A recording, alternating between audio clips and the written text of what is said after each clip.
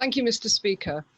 For weeks, there's been a significant gap between promises from government and the reality that's been experienced by our constituents.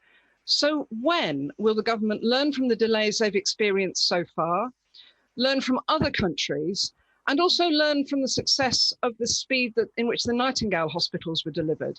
When will they learn from the best in crisis decision-making and start to deliver solutions that fit the promises? First Secretary.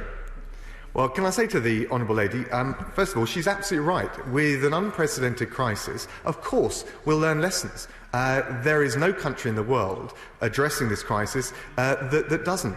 But she's also right to refer to the Nightingale hospitals, an incredible achievement in this country. People said that we couldn't build a hospital in this country at that kind of speed, and we've built several, with more to come. People have said that we wouldn't be able to get the 1 billion items of personal protective equipment. That's exactly what we've done. So we don't say that there are no challenges, and she's absolutely right to make the point that we need to learn the lessons as we go. But we're absolutely convinced that going along in a very deliberate way, learning the lessons, listening to the medical evidence, listening to the advice from the Chief Scientific Advisor, not just abandoning it, but following it consistently, that is how we will get through this crisis. And it's worth noting, Mr. Speaker, that one of the big risks as we go through this peak was the fear that we would find the NHS overwhelmed. It hasn't been overwhelmed. If you look at critical care capacity, if you look at the ventilators that we have managed to secure, the NHS has